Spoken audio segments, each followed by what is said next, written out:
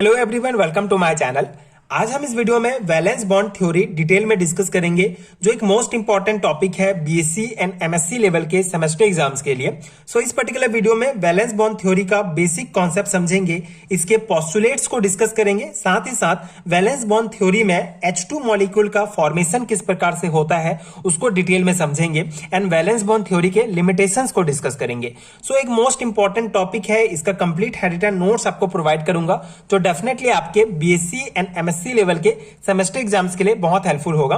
Valence bond theory क्या होता है? In order to explain the nature of covalent bond, a quantum mechanical method was proposed by Heitler and London and later modified by Pauling and Slater. This method is known as valence bond theory. ठीक है, basically covalent bond के nature को explain करने के लिए एक quantum mechanical method propose किया गया हिटलर एंड लंडन के द्वारा। इसे बाद में पॉलिंग एंड स्टॉलर के द्वारा जो है मॉडिफाई किया गया, तो इसी को ही वैलेंस बॉन्ड थ्योरी कहा जाता है। ठीक है, सिंपल सा है, कोवलेंट बॉन्ड के नेचर को एक्सप्लेन करता है वैलेंस बॉन्ड थ्योरी। अब कोवलेंट बॉन्ड क्या होता है एक बार रिकॉल कर लेते हैं। हमने पिछले वीडियो में डिटेल में डिस्कस किया है व्हाट इज कोवलेंट बॉन्ड, जिसमें हमने लेविस कॉन्सेप्ट को समझा है। कोवलेंट बॉन्ड क्या होता है? The bond formed by mutual sharing of electron in pair between the atoms of same or different element is called covalent bond. ठीक है, बेसिकली इलेक्ट्रॉन के म्यूचुअल शेयरिंग से दो एटम्स के बीच इलेक्ट्रॉन के म्यूचुअल शेयरिंग से जिस बॉन्ड का फॉर्मेशन होता है उसे कोवलेंट बॉन्ड कहा जाता है। ठीक है,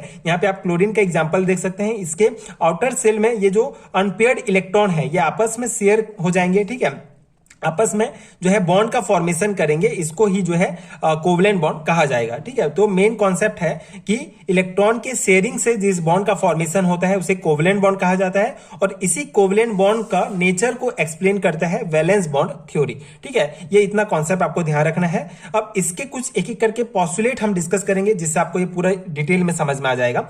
अकॉर्डिंग टू दिस थ्योरी, पहला पोस्टुलेट है द आउटर मोस्ट सेल, जिसे वैलेंस सेल कहा जाता है, of an atom containing one electron half filled has tendency to overlap with another orbital of another atom containing one electron of opposite spin. This overlapping process result in the formation of covalent bond. ठीक है, covalent bond का formation क्या होता है? जो valence किसी भी atom के वैलेंस सेल में जो इलेक्ट्रॉन होते हैं, ठीक है, जो इलेक्ट्रॉन होंगे उनमें टेंडेंसी होता है, अगर वो हाफ फील्ड है, ठीक है, किसी एटम के आउटर सेल में, आउटर मोस्ट सेल में, वैलेंस सेल में जो इलेक्ट्रॉन अगर हाफ फील्ड है तो उनमें टेंडेंसी होती है कि वह दूसरे एटम के इलेक्ट्रॉन से जो है ओवरलैप करके एक बॉन्ड का फॉर्मेशन करें। यहां पे एग्जांपल में आप देख सकते हैं, यहां पे हमने एक ये जो है एक हाइड्रोजन एटम है, ये एक हाइड्रोजन एटम है। ठीक है, 1s orbital and 1s orbital. तो इनमें क्या है, इनके आउटर सेल में एक इलेक्ट्रॉन प्रेजेंट है। ठीक है, वैलेंस सेल में एक इलेक्ट्रॉन प्रेजेंट है, तो ये इसका एक इलेक्ट्रॉन और इसका एक इलेक्ट्रॉन इस प्रकार से ओवरलैप करेंगे। ठीक है, ओवरलैपिंग ऑफ 1s ऑर्बिटल्स। ठीक है, तो ये 1s ऑर्बिटल का ओवरलैपिंग होगा और दोनों के जो इलेक्ट्रॉन है इस प्रकार से म्यूचुअल शेयरिंग के साथ एक बॉन्ड का फॉर्मेशन करेंगे, जिसे कोवलेंट बॉन्ड कहा जाएगा। ठीक है, तो इस प्रकार से जो है दो हाइड्रोजन एटम मिलके जो है H2 मॉलिक्यूल का फॉर्मेशन करते हैं। ठीक है, एंड इस प्रकार से कोवलेंट बॉन्ड का फॉर्मेशन होता है। तो ये पहला आपका पोस्टुलेट है कि किसी भी एटम के आउटर मोस्ट सेल में जो इलेक्ट्रॉन प्रेजेंट होते हैं दूसरे एटम के आउटर मोस्ट सेल के इलेक्ट्रॉन से जो है ओवरलैप करते हैं, उनके साथ ओवरलैपिंग करते हैं एंड बॉन्ड का फॉर्मेशन करते हैं। एंड यहाँ पे एक कंडीशन आपको ध्यान रखना है कि जो इलेक्ट्रॉन है वो हाफ फील्ड होने चाहिए। ठीक है, एंड जैसे मान लो एक किसी ऑर्बिटल में एक इलेक्ट्रॉन इस प्रकार से है, तो दूसरे इलेक्ट्रॉन के साथ वो तभी ओवरलैप करेगा जब वो अपोजिट स्पिन में रहेगा। ठीक है, एक इलेक्ट्रॉन इस प्रकार से स्पिन में रहेगा और दूसरा इलेक्ट्रॉन इस प्रकार से स्पिन में रहेगा, तभी दोनों इलेक्ट्रॉन आपस में जो है ओवरलैप करेंगे। तो ये कुछ पॉइंट्स आपको ध्यान रखने हैं। ठीक है, सेकंड पोस्टुलेट है the orbital containing paired electron do not take part in bond formation. तो किसी ऑर्बिटल में अगर पेयर्ड इलेक्ट्रॉन है तो वो किसी भी बॉन्ड फॉर्मेशन में पार्टिसिपेट नहीं करते हैं। मोस्ट इंपॉर्टेंट कंडीशन है कि जो आउटर मोस्ट सेल में जो इलेक्ट्रॉन होंगे वो हाफ फील्ड होंगे, पेयर्ड में नहीं होने चाहिए। ठीक, हाफ फील्ड ही होने चाहिए एंड अपोजिट स्पिन्स के होने चाहिए। ठीक है, दोनों एटम के इलेक्ट्रॉन्स। ठीक है, ये हो गया। थर्ड है the strength of bond depends upon the extent of overlapping, the greater the overlapping stronger is the bond. तो जो बॉन्ड फॉर्मेशन हो रहा है ये कोवलेंट बॉन्ड, इसका जो स्ट्रेंथ है ये डिपेंड करता है ओवरलैपिंग के एक्सटेंट पर। ठीक है, एक्सटेंट मतलब ये जो ओवरलैपिंग यहाँ पे हो रहा है ये कितने क्षेत्र में ओवरलैपिंग हो रहा है। तो depend upon the extent of overlapping, the greater the overlapping stronger is the bond. ठीक है, तो अगर ओवरलैपिंग ज्यादा क्षेत्र में होगा, ठीक है, एक्सटेंट अगर इसका ज्यादा होगा तो बॉन्ड जो है ज्यादा स्ट्रांग होगा।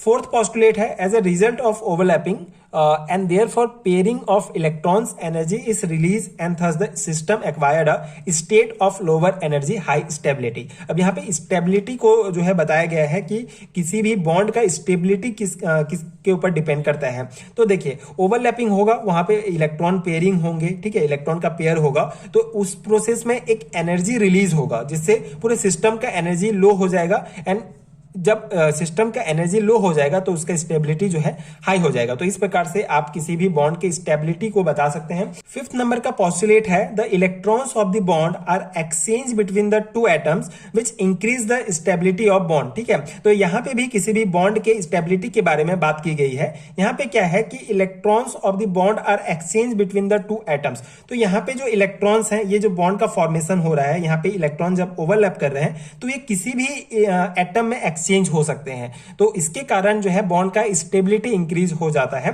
सिक्स पोस्टुलेट है, the number of covalent bond form by an atom is equal to the number of unpaired electron present in it, ठीक है। तो ये बहुत सिंपल सा कॉन्सेप्ट है कि जितने अनपेयर्ड इलेक्ट्रॉन प्रेजेंट होंगे किसी एटम में, उतना ही जो है कोवलेंट बॉन्ड का फॉर्मेशन होगा, ठीक है। अगर मान लो 3 अनपेयर्ड इलेक्ट्रॉन है तो ये ऐसे एटम के साथ ये पेयर बनाएगा जिसमें 3 अनपेयर्ड इलेक्ट्रॉन होंगे, तो इस प्रकार से 3 कोवलेंट बॉन्ड का फॉर्मेशन हो जाएगा। तो जितने नंबर ऑफ अनपेयर्ड इलेक्ट्रॉन होंगे किसी एटम में, उतने ही ज्यादा कोवलेंट बॉन्ड का फॉर्मेशन होगा। तो ये 6 पोस्टुलेट है जो इंपॉर्टेंट है, जो आपको वैलेंस बॉन्ड थ्योरी से रिलेटेड ध्यान रखना है, ठीक है। आई होप आपको ये कॉन्सेप्ट समझ में आ गया होगा। नेक्स्ट टॉपिक है हमारा formation of H2 molecule in valence bond theory. So ये भी एक इंडिविजुअल टॉपिक है। ये क्वेश्चंस जो है काफी पूछा जाता है बीएससी सेमेस्टर एग्जाम्स में कि H2 मॉलिक्यूल का फॉर्मेशन वैलेंस बॉन्ड थ्योरी के द्वारा किस प्रकार से होता है।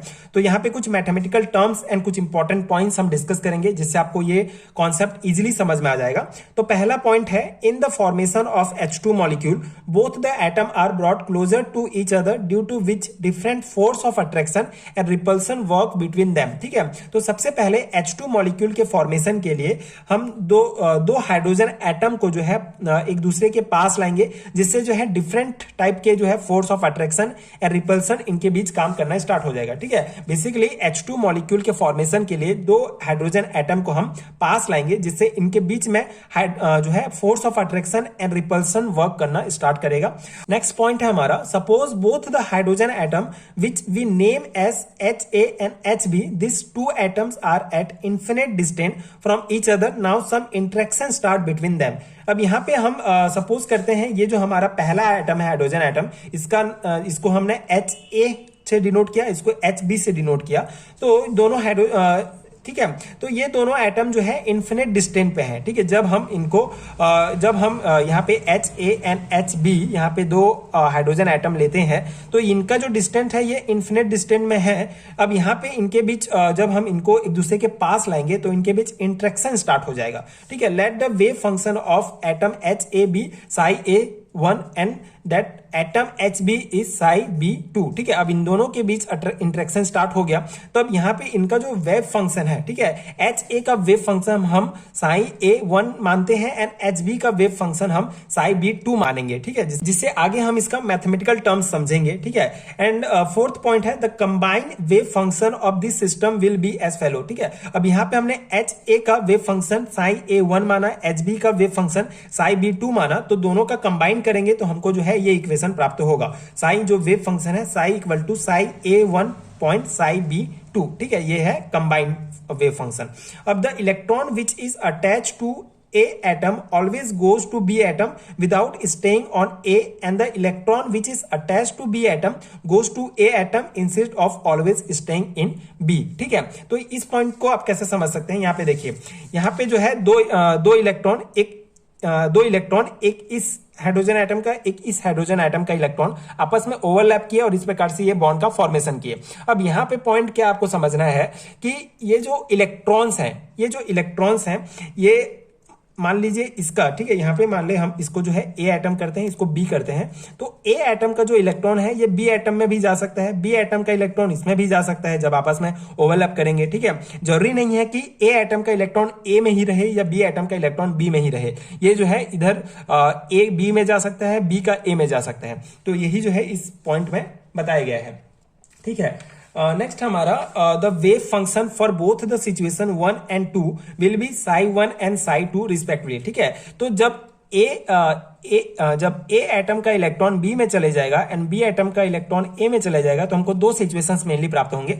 तो दोनों सिचुएशंस में जो हमारा वेव फंक्शन होगा psi 1 एंड psi 2 वो किस प्रकार से होगा, psi 1 होगा हमारा psi a1 point psi b2, ठीक है, ये इक्वेशन फर्स्ट है। psi 2 सेकंड सिचुएशन में हमारा ये इक्वेशन प्राप्त होगा, ठीक है। बेसिकली इसको कंबाइन किया गया है दोनों सिचुएशंस में, ठीक है। तो ये दो सिचुएशंस में हमको दो वेव फंक्शन प्राप्त होंगे।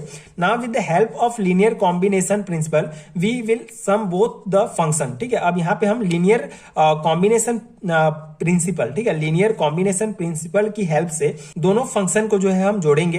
तो यहाँ पे हमको दो सिचुएशंस प्राप्त होंगे, Sai plus and Sai minus, ठीक है। अब साई प्लस में क्या होगा, ये जो दोनों इक्वेशंस है इसको हम जोड़ देंगे एंड साई माइनस में दोनों जो इक्वेशंस है उसको हम घटा देंगे। तो इस प्रकार से हमको जो है दो सिचुएशंस प्राप्त होंगे। Sai positive in this equation represent attraction, in this condition sigma bond will be formed between the to hydrogen atom, ठीक है। अब यहाँ पे साइन जो पॉजिटिव है ये रिप्रेजेंट करता है अट्रैक्शन को, जिससे इनके बीच अट्रैक्शन होगा एंड यहाँ पे सिग्मा बॉन्ड का फॉर्मेशन होगा दोनों हाइड्रोजन एटम के बीच, ठीक है। एंड साई माइनस रिप्रेजेंट करता है रिपल्सन को, जिससे जो है यहाँ पे किसी भी प्रकार के बॉन्ड फॉर्मेशन का पॉसिबिलिटी नहीं होगा। सिंपल सा है, अगर रिपल्सन होगा तो वहां पे बॉन्ड फॉर्मेशन हो ही नहीं सकता, ठीक है। तो यहाँ पे दोनों सिचुएशंस में Sai positive and Sai negative, इसका अर्थ होगा अट्रैक्शन, इसका होगा रिपल्सन, ठीक है। यहाँ पे सिग्मा बॉन्ड का फॉर्मेशन होगा और इस सिचुएशन में किसी भी प्रकार के बॉन्ड का फॉर्मेशन नहीं होगा। तो ये हो गया बेसिक कॉन्सेप्ट। इस प्रकार से H2 मॉलिक्यूल का फॉर्मेशन होता है